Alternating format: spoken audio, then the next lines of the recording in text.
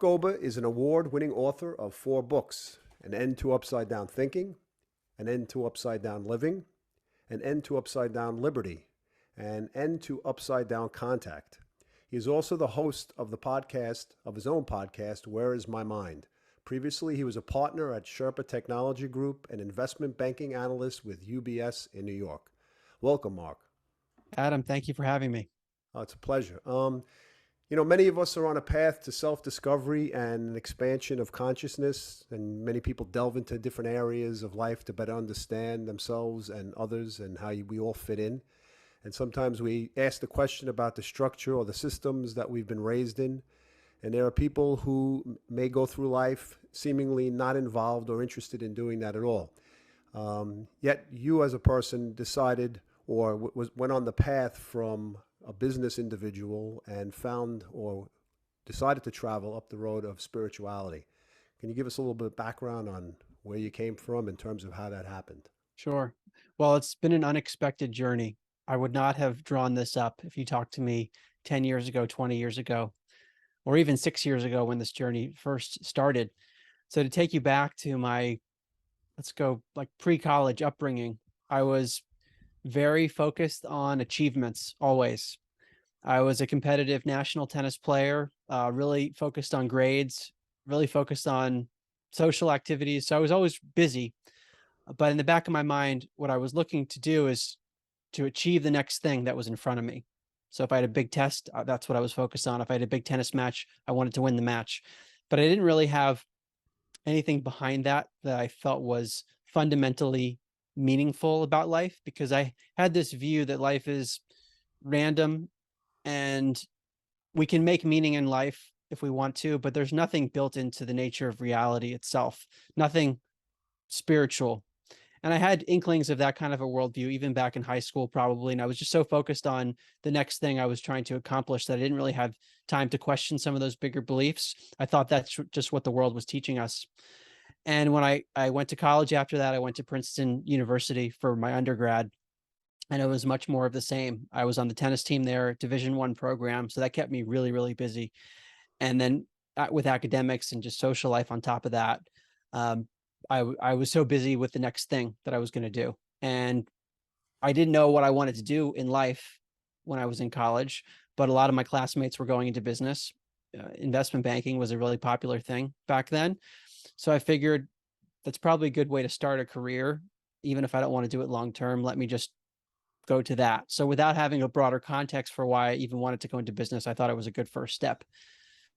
So I joined a large global investment bank called UBS in the summer of 2008. So this was during the financial crisis. Really tough time to be in business in general, but to be in the Wall Street environment was particularly challenging because the banks themselves, including my own, were under major stress. So all the employees were concerned about being laid off. There was a lot of uncertainty about the future of the banks themselves. And then on top of that, I was in the group that was responsible for advising other financial institutions. So my clients were banks and insurance companies and asset managers, all the types of companies that were having big problems. So it was like a double whammy of being in a bank that was struggling in many ways, but then also advising struggling companies. And add that to an environment that has many toxic elements anyway. Just the investment banking world is very much all about just getting the work product done, not as much focused on work-life balance. I went months straight without a day off, including weekends, because that's just part of the job, and barely slept. But going back to the more existential questions of why do we exist? Why does any of this matter? I didn't have a good answer to that stuff, and I was just trying to get by. But I knew in the back of my mind, I didn't want to do this in the long term. So in 2010, I left New York to join a firm where I ended up spending 10 years. I first joined the Boston office and then spent most of my time in Silicon Valley, where it was a little bit like what I did in New York, in that we were advising companies on mergers and acquisitions, but we also help companies with their strategy, and we focused on their innovations, patented technologies. So to me, it was a bit more intellectually stimulating, which kept my mind busy, but I didn't have answers to these bigger existential questions. And the more I thought science, like the messages I was hearing from the media and from science and things that I read increasingly pointed toward a meaningless universe. So I think as I got older and progressed in the business world, I became more and more agnostic or atheistic. And the way I dealt with that was to say, that's just the way life is, Mark. So don't try to come up with a meaning to life if it doesn't exist. Just deal with it. Life's tough. Right. That was my mindset. And I'm emphasizing this because I'm in such a different place now.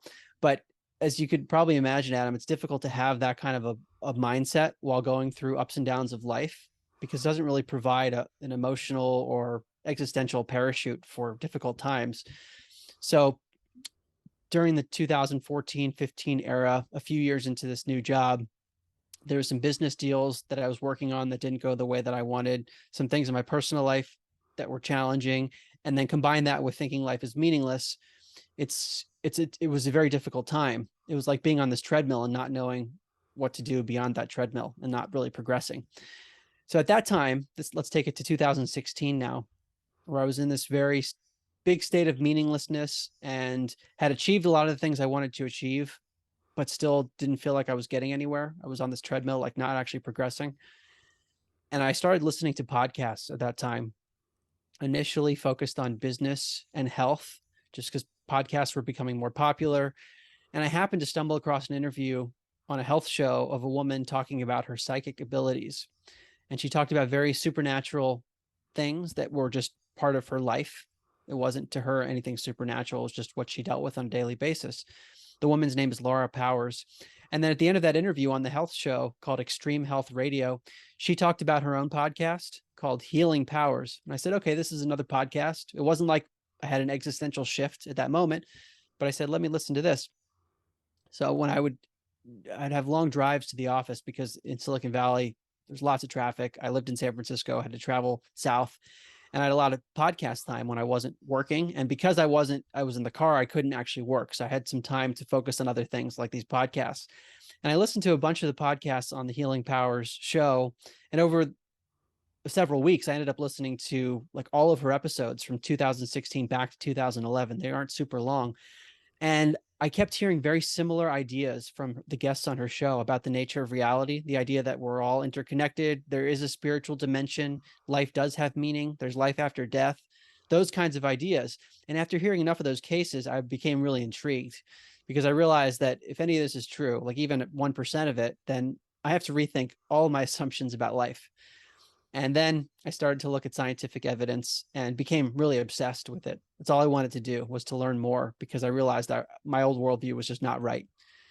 Fast forward to summer of 2017. So about a year into this journey of exploring, I thought it would be very useful to others to try to summarize this information into a book, which at the time was a very crazy idea. As someone who was in the business world trying to work my way up in the firm, to think about writing a book about consciousness and paranormal phenomena, that was not in the cards for me. I didn't start this path thinking I was going to be writing or speaking about it, but I had this passion that I felt like I needed to do it because it had such a big impact on my life.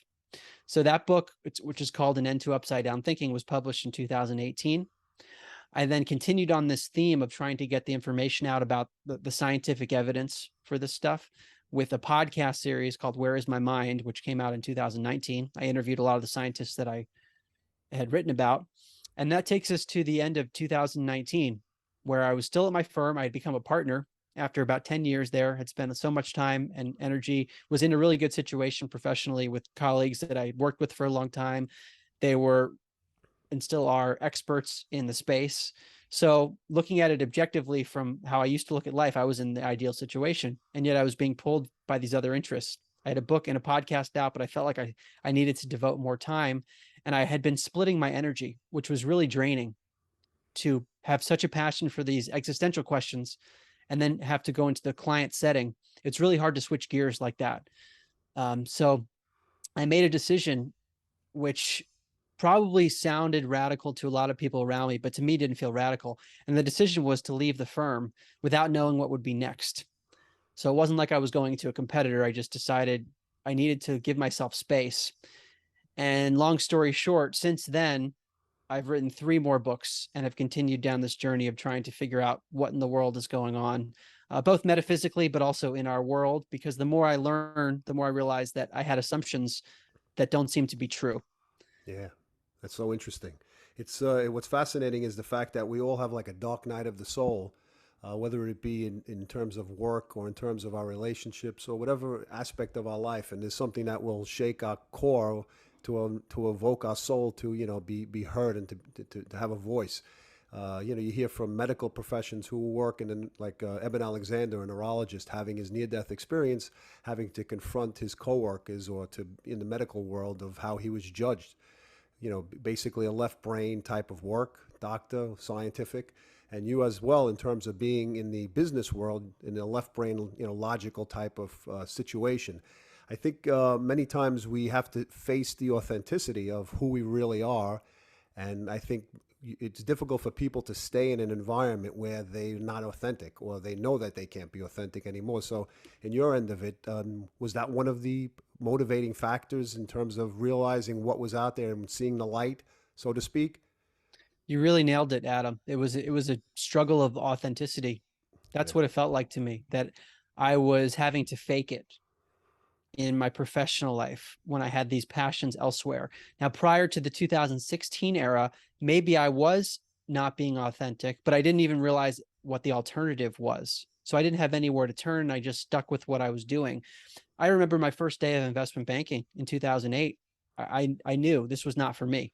It was a Friday night. I was up until 6 in the morning working on a spreadsheet that didn't feel like it had any meaning. And I said, oh my goodness, this is definitely not for me.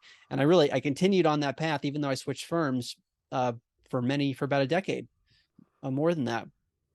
So authenticity is really key. And actually, in my second book, An End to Upside Down Living, I talk about 10 approaches to life that align with reality. And one of them is authenticity.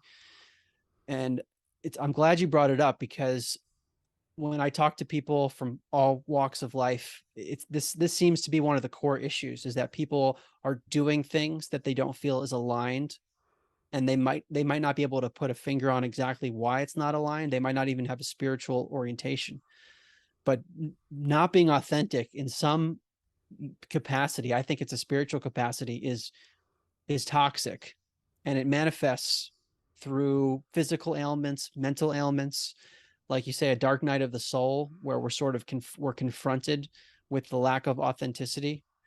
So it's really a critical thing, and it's something I still deal with all the time, is trying to hone what is my true purpose, what do I really feel aligned with, versus what am I doing because X, Y, and Z said I should be doing, or society says it should be this way. It's difficult because we live in society and there's social pressure to want to be accepted. And I say this because all my books and the things I talk about ultimately are challenging lots of fundamental assumptions. So for me, I know that's going to upset some people, but the part of me that wants to be authentic doesn't really care about that. And that's the struggle that I often deal with. And I'm sure many others deal with it in their own way. Yeah, I think it's almost as if the nut is cracked now, and now the expansion has begun. So now it takes you to all different areas of understanding things that many people are fearful of and hold on to a handrail, as so to speak, as opposed to going after it or trying to understand it. Um, and looking at in your particular situation, and mentioning about being authentic. I mean, many times we have jobs which give us a good financial support, but it doesn't give us happiness, and so the soul sometimes is yearning to be heard or to be placed on the right path, and sometimes we don't know how to do that. So, in terms of your understanding of opening up your level of consciousness, where did it take you from this point? Well, initially it was trying to understand, like, what is the nature of reality? Is there some dimension of existence that we can't see with our eyes? And also, is there a part of our existence that our mind isn't accessing on a daily basis? So, are there past lives? Did we exist before this body? Those kinds of questions, which I still think about all the time. Uh, but it sort of evolved from that, because once there's an acceptance of what you might call supernatural psychic phenomena, the survival of consciousness after bodily death, reincarnation. To me, there's tons of scientific evidence for that. And that's really my first book in podcast series. But then it starts leading into other questions. Like my second book is, well, then how should you live life? If you accept that, then how do you orient your compass for prioritizing things? And that's a slightly different question. It starts to become more philosophical, but also really important. And then from there, after I wrote my second book, I started to look at what was happening with the world and the lockdowns and messages from the media that seemed to be very inconsistent. And then I started to ask questions about, well, wait a second, how should we be structuring society? We have a certain structure with government and the people are there and we vote. And I was just questioning very basic aspects of government. Right. And that led to my third book. And then my fourth book started to question whether or not we're alone in the universe. Are there other intelligences that impact what's happening in the world? And is there good versus evil? Is that a real thing? And not only from the physical lens, but from the metaphysical lens, is there other stuff happening that we can't see with our eyes? So hopefully you can see through just my own progress, there's always something else to uncover. That's what I've found so far. And it doesn't feel like it's ending. Like when I write one of these books, I feel like I'm just scratching the surface and sharing my own exploration, but it still feels very much incomplete. And there are lots of questions that I have. Yeah. What's interesting is the fact that you speak about, turning things upside down. It's almost like a reversal of how people live in terms of how we deal with our own personal freedoms, and basically contact from different particular, maybe contact with alien races. Maybe you want to just elaborate on the breakdown a little bit more about the different books that you've written and how they lead to that last one, the last book. Sure. Well, when I wrote my first book, I didn't know there was going to be a series of upside down books. It's organically happened that way. And it just so happens that after I wrote an end to upside down thinking, meaning that our thinking about consciousness is upside down. And let me just elaborate on that quickly. What I mean by that is the conventional view of science and much of modern thinking is that the reason that we have a capacity for experience that some would call consciousness, our subjective inner awareness, really, the sense of being an I, this very abstract thing that we can't touch. Science says that that consciousness comes from the brain, and more generally that it comes from the physical world. So there was a big bang 13.8 billion years ago, roughly, filled the universe with matter. And after lots of interactions between pieces of matter bumping into each other after all this time, you end up with a self-replicating molecule like DNA. So then you end up with biological organisms like a human being, and that human being has a brain, and then consciousness pops out of it. That's the conventional thinking. So you started with physical matter, and then you ended with consciousness at the very end.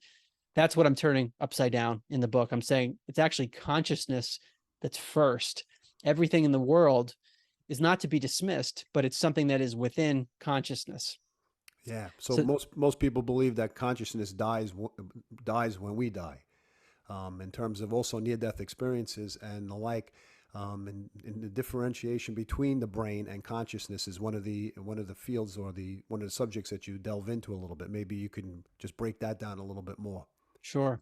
This is really central, and it's central to all the books, and even working to your question about contact, because there has to be an understanding of the nature of reality itself before we can, at least to me, evaluate some of these other questions. Because if we don't know who or what it is that is experiencing the world, then how can we even begin to ask questions about the world? So said another way, there is an experiencer within me that experiences life, all these things that I call physical. But those things that I call physical around me, this room, this planet, this town, the chair, those are all experienced by my consciousness. So it's really essential to understand what that consciousness is, because without it, we wouldn't be able to experience anything. And the conventional view, like I was saying, is that consciousness comes from the brain. It comes from physical stuff. And the way that I look at it now is that the brain is still involved in our experience, but it's not producing it. So it's more like a filtering mechanism, an antenna receiver, or like a blindfold. So there's a bigger reality out there, and our brain gets in the way of it. It shows us a little sliver. So to give an analogy from a philosopher, Bernardo Kastrup, he says that reality is like a stream of water, where water represents consciousness.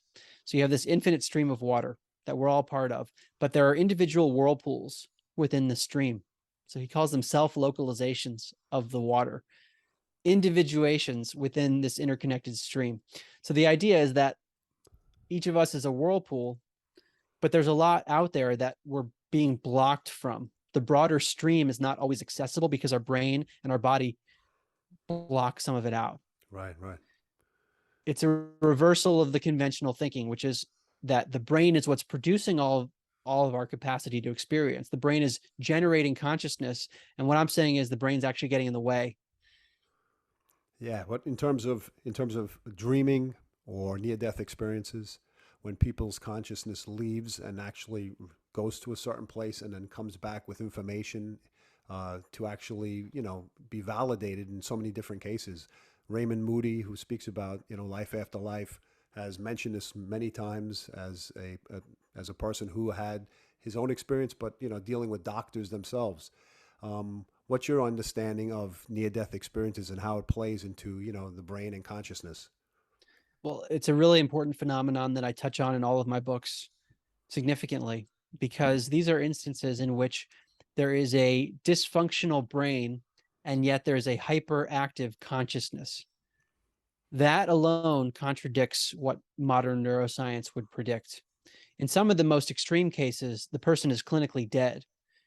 And what we know from neuroscience is that blood stops flowing to the brain after a certain amount of time, especially in cardiac arrest. So when the heart stops beating, that produces certain things in the body where the person shouldn't be able to have a very clear experience. If anything, I mean, they probably shouldn't be able to have any experience. Some would argue, well, there's an unmeasurable amount of brain activity that still goes on. And even if that were true, some tiny, tiny amount of brain activity shouldn't be able to produce a rich experience. And what people say when they come back, when they're resuscitated, is that it was realer than real. So it wasn't just like they had some flashes.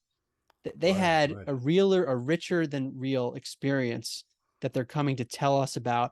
And in some cases, they even perceive things outside their body from that vantage point, which are validated after they're resuscitated. They come back and they tell their family members, they tell the doctor very specific things from this other vantage point that are proven to be true.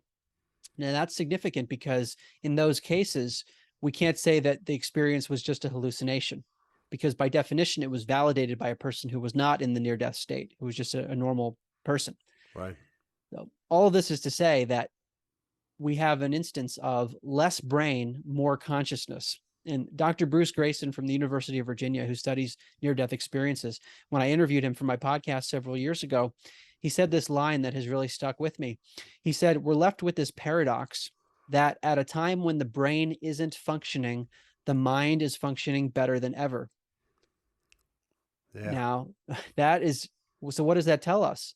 Maybe the brain is getting in the way and that we are this whirlpool, but when you have an experience like an NDE or in some psychedelic experiences, some meditation experiences, all of a sudden the rest of the stream or parts of that stream become accessible to the mind. The brain gets out of the way.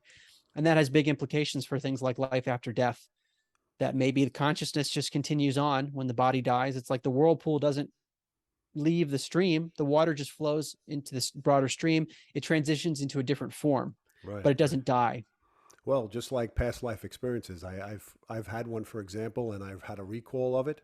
I've lived it and experienced many of the remnants of another life in this present life itself, which gives credence to the fact that we are an extension of our soul's past, and it's just a continuum of its consciousness. And in terms of like also doing the Akashic record reading, where reading someone else's information, their body has changed.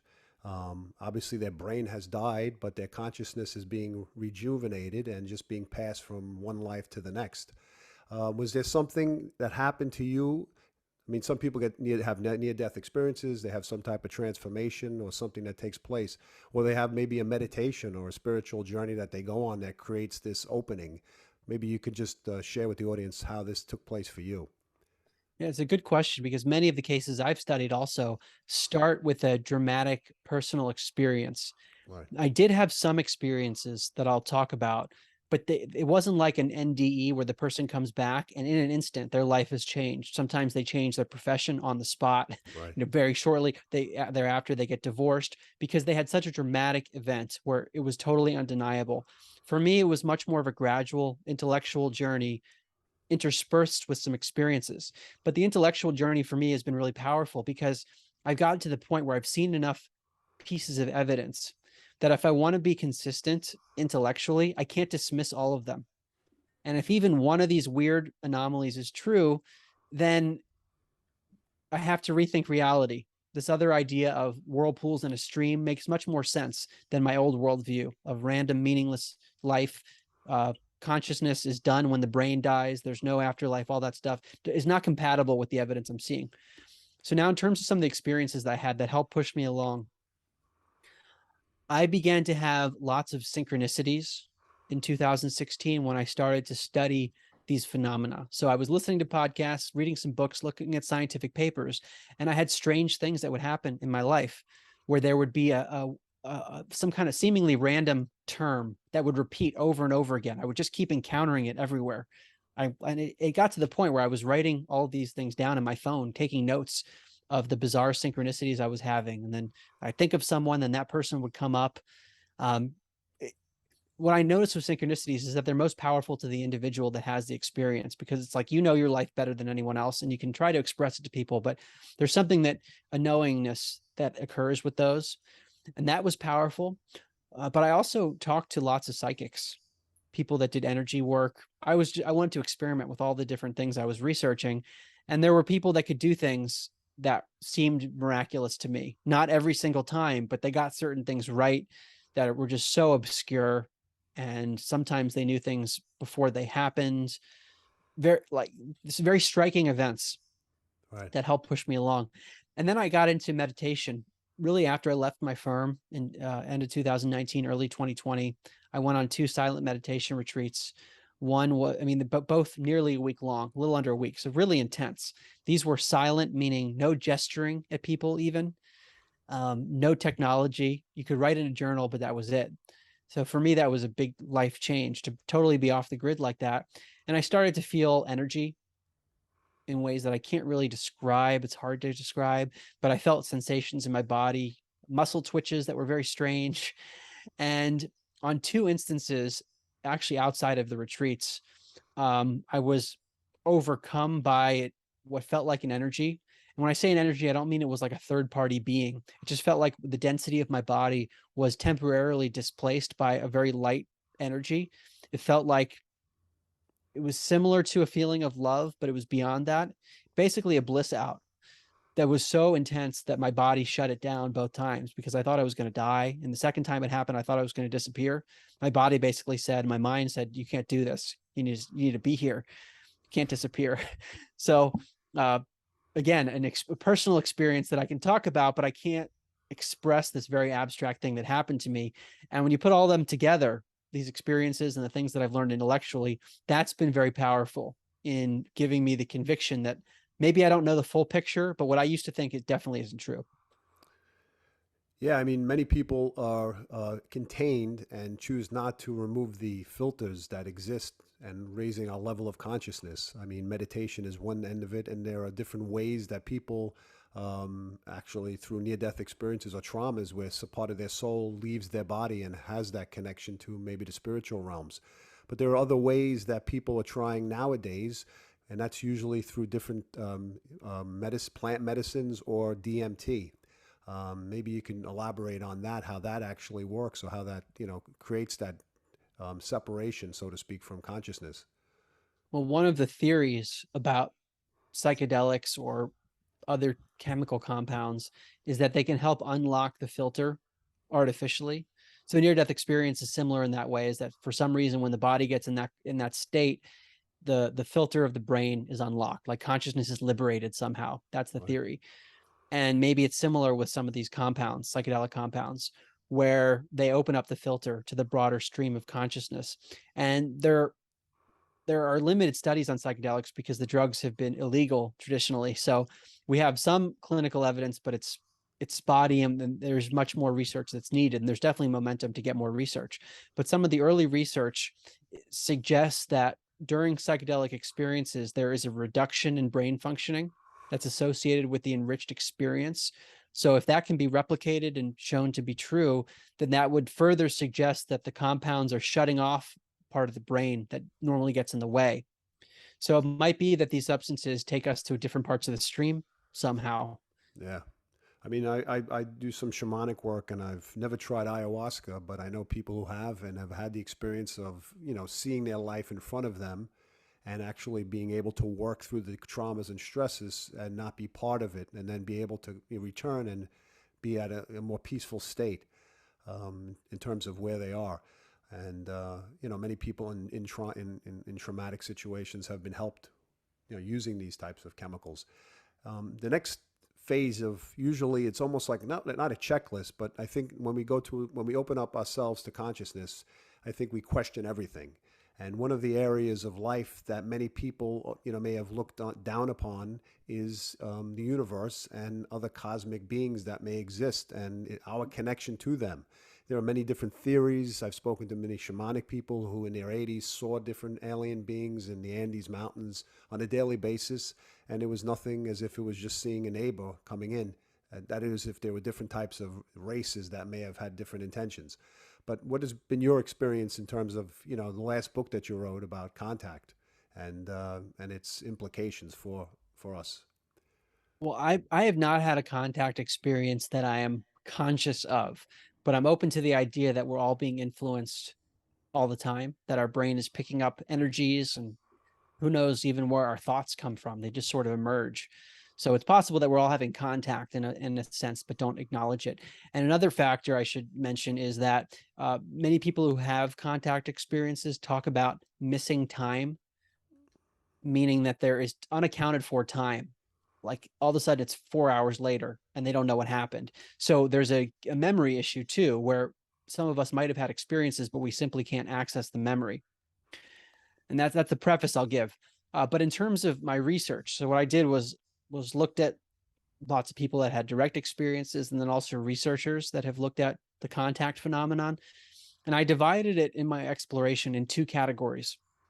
One is non-UFO contact, and the other is UFO related contact. So, but what I mean by non-UFO contact is like a near-death experience. In this otherworldly state, sometimes people encounter other beings. They might talk about deceased relatives or a being of light or a spiritual entity. They might identify it as Jesus or other entities too. But there's an intelligence or intelligences that they're experiencing. That's contact.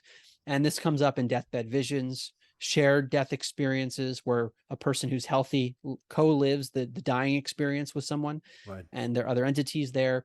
DMT, the psychedelic, among other psychedelics, but DMT in particular, sometimes people talk about alien beings that they're being operated on, very much like the alien abduction phenomenon, but it's described with the DMT phenomenon. So anyway, there's a bunch of non-UFO contact experiences that are reported. That's very significant. But then also on the UFO side, meaning contact that's associated with an actual craft, whether it's people seeing a craft that's doing strange things, and that's been happening for a very long time. I was shocked in my research to know how many sightings have occurred even before we had flying crafts. Right, right. And so that's pretty perplexing, but there's been an increase since the World War II era in that range. So it's possible that some of the accounts actually are not UFOs, not aliens. They could be government crafts in some cases, or they could just be lights or other drones that are mistaken for alien crafts. But I do think, having looked at everything, some of the instances are not explainable by normal means, and Yeah. there seems to be a higher intelligence involved. Along these lines, I mentioned alien abductions before. That's something I spent a lot of time looking at because if it's real, which I think it is based on how much evidence I've seen, the implications are so massive. Yeah. So John Mack was the head of psychiatry at Harvard, Pulitzer Prize winner.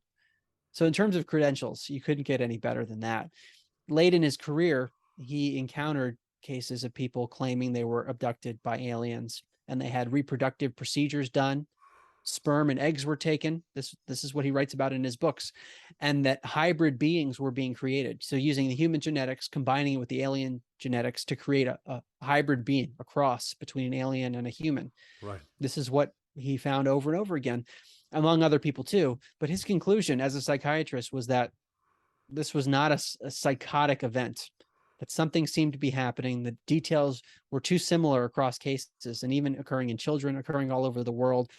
And there are many ancient accounts of events that we might be able to construe as something similar to an abduction or to an encounter. So all this is to say that my conclusion is that we're not alone, and that the beings that are here, I don't know exactly who or what they are. There seem to be many species. Some seem to be benevolent, maybe others aren't. There definitely seems to be an evil component to this as well. But there's an intervention in our world, and Yes. that's very significant. I don't understand it, but there is an intervention. Well, in terms of World War II and the nuclear testing in the Southwest, and in terms of saving the universe itself, that's when a lot of the sightings were beginning to be seen. But throughout history, we've seen it in paintings and seen it through different cultures and their connection to alien beings and alien races coming in. Um, the One of the shamans that I made contact with, he explained to me that there are different alien groups manipulating the governmental figures in some capacity, maybe as theory, but in some capacity, if you once you go down this rabbit hole of understanding what exists, then you'd have to, use your intuition and your faith to have a better understanding of it. Do you have any thoughts on that? Yeah, it's something I try to address in the book. This notion that not only is contact real, but that it's playing a significant role in our world, including the notion that power structures are tapping into or interacting with these beings. Right. It is a theme that came up a lot in my research, even in remote viewing. So, remote viewing is a psychic phenomenon where people see things with their mind in the past, present, or future. It was studied at the US government, studied at Princeton University, over 650 trials. Declassified CIA documents say it's a real phenomenon. So some people have used remote viewing to try to look at world events. And in my book, I talk about the Farsight Institute, which has done remote viewing of trying to understand what's happened in history and also in current events. So it's hard to know for sure what the people are picking up, but there are common themes that emerge. And one of the themes that the Farsight Institute talks about is the idea that there are other intelligences that are manipulating and intervening in our power structures. There's other pieces of evidence that people talk about too, but it is a theme. And it's something I'm thinking about constantly still, even since writing the book, because there's so much happening in the world. And I continue to wonder what is being influenced by otherworldly energies that's trying to Right. implement something on the planet, whether good or evil, benevolent or not. Something seems to be going on. And I think it's beyond the physical. Yeah, my one of the persons that I interviewed and I did remote viewing classes with was Angela Thompson Smith, and she actually worked out of Princeton for the anomaly department when they were looking at different types of, Stargate program and the different military organizations that were involved in remote viewing itself. And many of the things she spoke about, and she writes in a book, Voices from the Cosmos, her communication with different alien groups, and in which she was hired by Wall Street businessmen to actually make contact and communicate, and what their specific message was, and the different groups of what their intent is. And so it's such a very interesting thing. But it's not just solely individuals; it's also people or astronauts who've been in space, like Edwin Mitchell, and so on. Maybe you could elaborate a little bit about that in terms of your connection to that. Yes. So Dr. Mitchell was an Apollo 14 astronaut. He founded the Institute of Noetic Sciences in the 1970s after his trip to space, because what he talked about, I never met him in person. Okay. I'm on the board of the Institute of Noetic Sciences, but I joined the board in 2019, and I didn't have contact with the organization until he'd already passed away, which I think was in 2016. But the story is that he had an experience of unity in space where he felt the interconnectivity of everything. And so when he came back, he wanted to form an organization that could study the science of consciousness and some of these phenomena that sound more paranormal and are not as welcome in the academic community. But additionally, he had a strong interest in extraterrestrial life and has spoken openly about this. And I quote him several times in my book. At one point he was asked, this was late in his life, why he thinks it's important to study the extraterrestrial phenomenon. And his answer was short. It's important because it's real.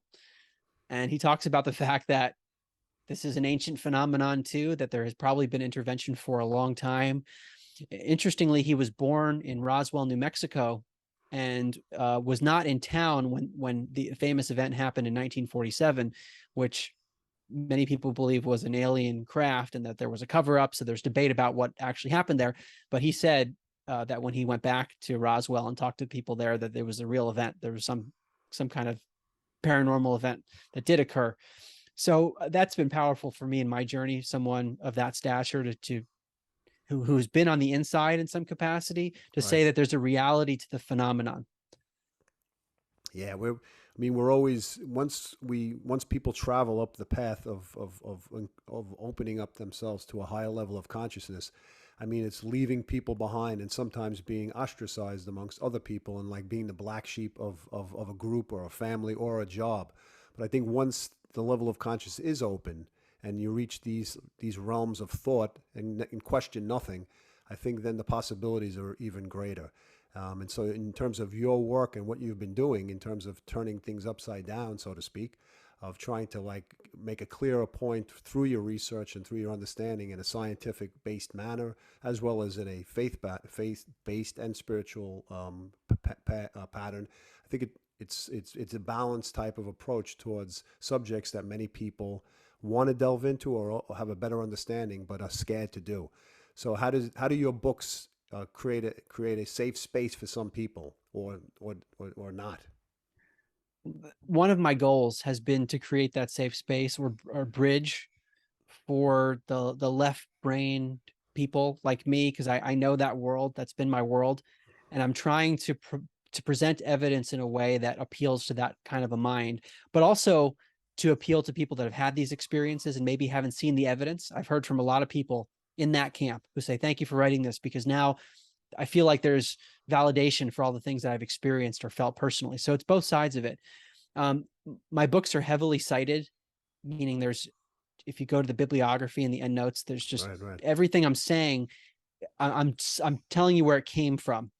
And that's my upbringing. I mean, in college, I had to write a thesis in order to graduate. That's one of the requirements for many of the departments at Princeton, but also professionally, the work I did advising companies and working with boards of directors and having to present to these high level people. And if they had a question, I had to say where the source was. Where did I get that information from? So that's my orientation, and that's the way I present the books. My hope is that if people go into the books with an open mind, then logic will lead them to open up, because there's just so much stuff here. And it's really hard at a certain point to discount all of them. That becomes its own kind of faith, just to say, no, this can't be real and this can't be real just because. To me, that's not a valid way of looking at things. Well, you're somewhat of an ambassador to the left brain going to the right brain. And it's interesting that you ask the questions of, or you bring the questions up of who I am, or where'd you come from, and where you're going. What's next for you as you travel on this path? I don't know exactly. And unfortunately, or fortunately, I don't know which, that's been my whole journey. It started with an interest in listening to podcasts and then reading books. And then, oh, I should write a book about this. And then, oh, I should do a podcast. It's been one after the other without really having a vision. And I'm kind of in that place again. It's a disconcerting place to be, because the fourth book just came out this summer, so pretty recently, and I don't know exactly what's next. And I left my job. But whatever I do next, I want to feel passionate about it. I don't want to just do something for no reason. I want to have a real sense of purpose behind it. But Adam, I still have tons of questions about all these things. And I do find myself drawn to what's happening in the world today and the different realities people seem to inhabit. You could talk to two different people and they could tell you very different things about what's happening in the world. And they will tell you that so-and-so is an evil person and so is an angel. You talk to someone else, you get the reverse. Absolutely. How is that happening? I'm very curious as to how that's happening. So what are the mechanisms that are controlling the way we look at reality? What's the psychology behind this? Because many people are drawn to certain beliefs rather than others. And like, What's the mechanism behind that? And then how are we being influenced by these other energies, like I talk about in the Contact book? I am really drawn to a lot of the topics I talk about in the Liberty book, which we haven't spoken about quite as much, but really about like what's the ideal way to organize society? Is government as we do it, is it a benevolent force, or is it more of a predatory force? Even though it presents itself as something that's helpful to society, is it more like a wolf in sheep's clothing when analyzed? And the more I look at it, the more I look at it as a dark entity, even though there could be good people. I don't think all people in government are bad, but having this control structure that exists, it's inflicted great damage throughout history. I mean, if you look at slavery, genocide, mind control, the worst things have been at the hands of government on mass scale. So those are the kinds of ideas that are always Right. circulating in my mind. So as we go from, or as we are in a polarized state, so to speak, left versus right, and really no middle ground, and it's become more extreme. And in terms of the media playing a big impact of fulfilling either agendas on either side, and full-heartedly with no middle ground. Um, how do you think that we'll be able to bridge the gap or bring ourselves to a center place, if it's possible at all? I'm really struggling with this one because it's starting to feel like there are irreconcilable differences. Yeah, And that doesn't matter what evidence appears, that there is an unwillingness to shift one's perspective. And I'm becoming a bit pessimistic on this because I saw this with the research on consciousness, for example. There are scientific papers, peer-reviewed papers, US government studies suggesting that psychic phenomena are real. Sometimes they just occur at a statistical level, meaning they're not massive effects, but they're highly significant. And yet you have highly credentialed scientists who will say, I don't care. I'm not looking at it. So there is this part of human nature that wants to hold on to its paradigm. And I see that playing out a lot in the world today with regard to politics and just world events, that there is an angle that someone has on what happened and why. And if there's contradictory evidence, it will be discarded. Some correct. some call it confirmation bias. There's psychological phenomena here too. So to answer your question, Adam, I'm not really sure what the solution is. My own journey has been to search for the truth. That's really been the core of my journey. I mean, I've summarized it in other ways in this interview, but really, like, what's the truth of our existence, of everything? Uh, some people say that we just have to shine light on the truth, and once that gets out, that ultimately will win, and that will change minds. And maybe some people will never change, but there will be a critical mass. So I tend to gravitate toward that idea without being able to prove whether or not it will be successful. But Right. that seems to be what drives me now, is like, what's the truth of an event on the news? Because like I said, there are many different opinions on a single event, like basic events, very different opinions. So what's the actual truth? And what I find is that, like, turning on CNN or reading the New York Times or just reading one of the mainstream outlets is insufficient to get to that answer. It takes energy to look outside and to see through some of the disinformation, like false information, see through some of the information that might have a good intention but is actually not the full story, and Right. to try to mix and match. That doesn't just happen in the world today. It takes energy and it takes constant questioning. Well, I admire your work, and I admire the mindset that you have in terms of pushing forward and enlightening people with the information that you're bringing up and also challenging. So I want to just thank you so much for sharing this moment with me and my audience, and giving me the opportunity to speak with you. Well, Adam, I appreciate you saying that. Thank you for having me, and thank you for doing the work you do to spread these messages. I think in my own journey, podcasts, YouTube videos, books changed my life completely. So I'm sure that that's what you're doing on your platform, and you probably don't even realize some of the people you're reaching. Yeah, thank you. And where can people reach you in terms of your podcast itself? Just give us the name, and again. Sure. The podcast is called Where Is My Mind? It's on Apple Podcasts, Spotify, all the major players, Stitcher. It's an 8 episode series. So it's the sort of thing where you can like binge it in a few hours, and it has clips from interviews of the scientists that I talked to. And also my website has more information about me. It's markgober.com, markgober.com. All 4 of my books are on Amazon: An End to Upside Down Thinking, An End to Upside Down Living, An End to Upside Down Liberty, and most recently, An End to Upside Down Contact. And you can listen to the book on Audible, all of them, also Kindle or a hard copy. Okay. Thank you so much. Thank you again.